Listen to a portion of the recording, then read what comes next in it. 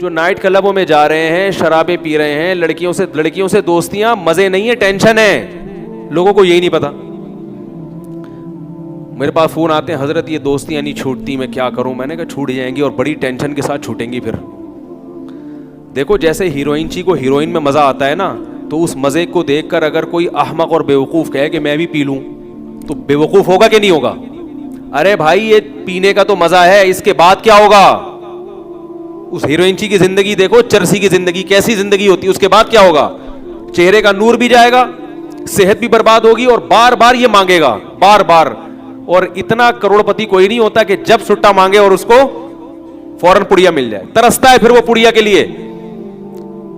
اور یہ بھی اللہ کی رحمت ہے, ہر دفعہ تجھے پڑیا نہیں مل رہی. اگر ہر دفعہ ملے گی تو بہت جلدی تیرا جنازہ اٹھے گا. تو جیسے یہ نشہ ہے, تو لڑکیوں سے جو حرام دوستیاں ہیں وہ بھی چرس اور ہیروئن کی طرح نشہ ہے. جو لوگ اس نشے میں پڑ گئے ان کی ظاہری خوشی کو نہ دیکھو. جو اس نشے میں پڑ کے کھمبوں سے لٹک رہے ہیں, بلڈنگوں سے چھلانگے مار رہے ہیں, خودکشیاں کر رہے ہیں, ڈپریشن کی گولیاں کھا رہے ہیں, راتوں کو سونے کے لیے نیند کی گولیاں کھا رہے ہیں, ان کا انٹرویو لو, پھر پتا چلے گا کہ کیا ہو رہا ہے. کیسے سمجھائیں؟ وہی بات ہے پھر انجیکشن, پولیس کا چھوڑ دیا, اب انجیکشن پہ آ گئے ہم, تو ٹیکے لگانے پڑیں گے. سکون میں وہی ہے جو اپنے بیوی بچوں میں مشغول ہے. یہ میری بیوی ہے اور یہ میرے کیا ہیں؟ بچے. بس یہی ہے میری کائنات, یہ میرے والدین ہیں, یہ میرے بھائی بہن ہیں. ختم ہو گئی کہانی. ذہن میں غیر کو گھسنے ہی نہ دو کہ پھر اس کو نکالنے میں ٹینشن ہو. دروازہ ہی بند کر دو بھائی. ہماری زندگی میں اس کے علاوہ کوئی آپشن. لڑکے مجھے فون کر کے کہتے ہیں, وہ حضرت وہ اتنی خوبصورت ہے کلیگ میرے پاس جاب کرتی, میں پاگل ہو گیا, ایسا پاگل, میں نہیں برداشت نہیں ہو رہا, پاگل ہو گیا حضرت, میرے سے نہیں برداشت ہو رہا, میں بالکل ہی, بھائی یہ نہیں ہو سکتا, بہت مصیبت ہو گئی میرے لیے. تو میں کہتا ہوں بھائی یا تو نکاح کرو, اگر نکاح نہیں ہو سکتا, کیونکہ یہ بھی ایک بات آپ کو بتا دوں بھائی, میں اللہ نہیں ہوں, سب کو پتا ہے نا, میں کوئی بھی مولوی اللہ نہیں ہوتا. عجیب عجیب چیزیں فون کر کے مجھ سے حل کرواتے ہیں. مجھے کئی لوگوں کی کالز آتی ہیں, حضرت وہ لڑکی کے ابا مان نہیں رہے, ساری کوششیں کر کے دیکھ لی, مان نہیں رہے. میں کہہ رہا ہوں جب تم نے کوششیں کر کے دیکھ لی نہیں مان رہے اللہ کے بندے, تو میں کیا کروں بھائی؟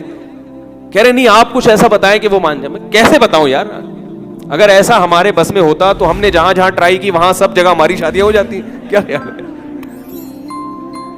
ہمیں بھی تو کئی جگہوں پہ دھتکارا گیا, کچھ جگہوں پہ ہو بھی گئی, کئی جگہوں سے دھتکارا بھی گیا.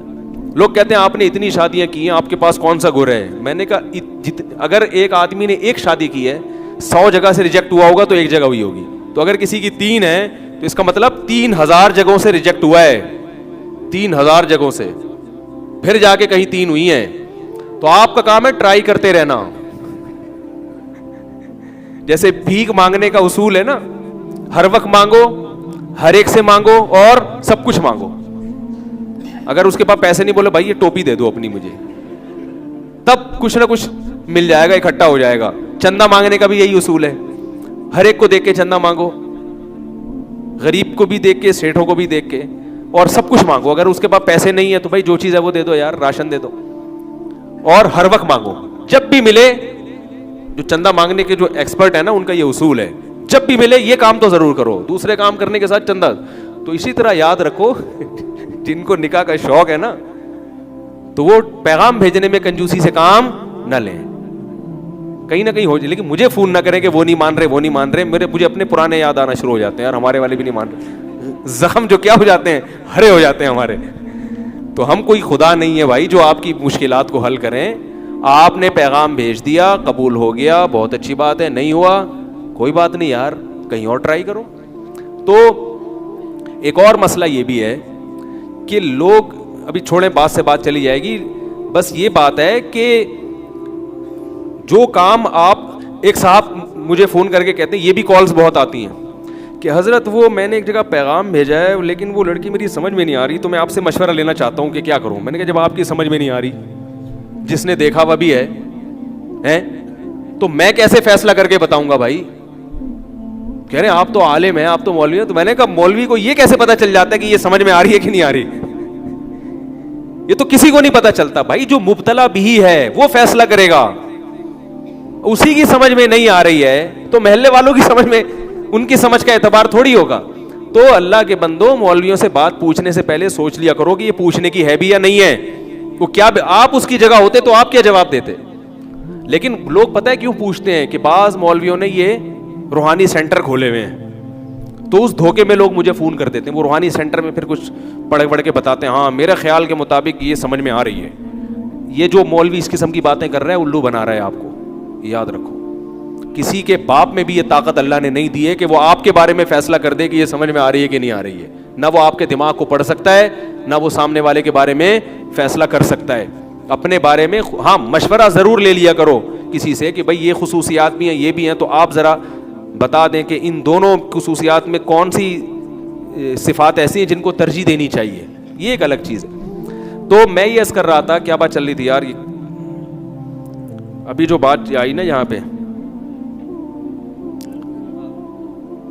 ہاں تو میں یہ عرض کر رہا تھا کہ بھائی وہ جو مجھے لوگ فون کرتے ہیں کہ وہ یوں ہیں اور وہ ہیں, بھائی میں تو پاگل ہو گیا ہوں میں. تو بھائی پاگل, اگر پہلی بات تو یہ آپ پاگل ہوئے کیوں, آپ اس کو دیکھتے کیوں تھے آفس میں جا کے؟ اللہ نے نظر جھکانے کا حکم دیا کہ نہیں دیا؟ کیا خیال ہے؟ اور اگر آپ کو پتہ چل گیا, کہیں نظر پڑ گئی یا کہیں پتہ چل گیا, تو اللہ نے کہا بھی پیغام بھیج دو. پیغام بھیج دیا, ہو گیا, نہیں ہوا تو وہاں تک پہنچنے ہی نہ دو کہ راتوں کی نیندیں اڑ جائیں. یہاں تک جو آپ نے اپنے آپ کو پہنچایا ہے تو یہ یقیناً گناہ کیا ہے آپ نے. آپ اضافی بے تکلفی کے مرتکب ہوئے ہیں. آپ نے کہہ کے لگا کے گپیں, ورنہ کوئی بھی ایسا نہیں ہوتا کہ بہت کوئی خوبصورت ہوتے ایک دم لٹو ہو جائیں. جب تک آپ نے بے تکلفی والا معاملہ نہیں کیا ہوگا, گپیں نہیں ماری ہوں گی, ناجائز کی طرف نہیں گئے ہوں گے, لٹو ہونے کا واقعات عام طور پر وجود میں نہیں آتے. اور ہم تو پھر بھی بہت براڈ مائنڈیڈ مولوی ہیں جو آپ کو کہتے ہیں لٹو ہو گئے ہو تو نکاح کر لو. کسی دوسرے مولوی کے پاس جاؤ گے تو وہ کہے گا لٹو ہوئے کیوں, لہذا اب اس سے نکاح نہیں کرو. آئی بات سمجھ؟ تو پھر بھی کہہ رہے چلو بھائی نکاح کر لو یار, شریعت نے ترغیب دی ہے کہ اگر کہیں لٹو ہو گئے ہو تو نکاح کر لو. لیکن اگر وہ نہیں ہو رہا تو ضروری تھوڑی وہ بھی آپ پہ لٹو ہو. اب وہ مجھے فون کر رہے ہیں کہ جیسے میں لٹو ہوں اس کو بھی لٹو کروائیں. یہ نہیں ہو سکتا بھائی, یہ ہمارے پاس ایسی, یہ تو پولیس بھی نہیں کروا سکتی, تو ہم کہاں سے کروائیں گے یہ کام. تو حرام کی طرف جب آپ جاؤ گے تو سب سے پہلا نقصان, اللہ آپ کے دل کا سکون چھین لے گا.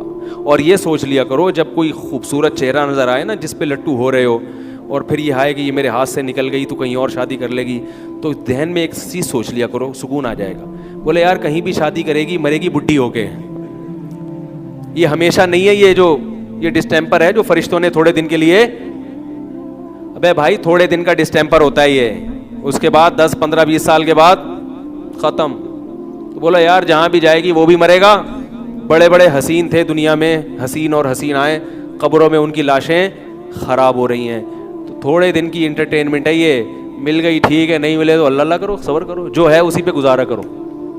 ہمارے حضرت ایک بات فرمایا کرتے تھے کہ اگر کسی کو چڑیل جیسی بھی بیوی ملی ہے نا, بس صورت مل گئی, کوشش کریں اچھی ملے, وہ ہو گئی ٹھیک ہے نا. تو ہونے کے بعد کے حکام کچھ اور ہیں, ہونے سے پہلے کے حکام جب تک نہیں ہوئی تو اچھے سے اچھا تلاش کرو, اور اخلاق کو ترجیح دے انسان شکل پر. اخلاق اچھے پہلے دیکھے, شکل و صورت دوسرے نمبر کی چیز ہے. جب ہو گئی تو چڑیل جیسی بھی ہو, تو حضرت ہمارے فرمایا کرتے تھے کہ یوں سمجھو کہ میرے لیے دنیا میں اس سے حسین کوئی بھی نہیں ہے. دوسری حسینائیں ہوں گی وہ دوسروں کے لیے ہوں گی, اللہ نے میرے لیے اس سے بہتر کسی کو نہیں بنایا. اس سے دل میں کیا ہوگا, سکون ہوگا. کیونکہ اللہ کی نعمت پہ جب انسان تقدیر پہ صبر کرتا ہے تو سب سے بڑا فائدہ کیا ہوتا ہے, سکون ہوتا ہے. اور جس آدمی میں یہ قناعت نہیں ہے تو اس کو کیسی ہی نعمتیں مل جائیں اس کو سکون نہیں ملتا.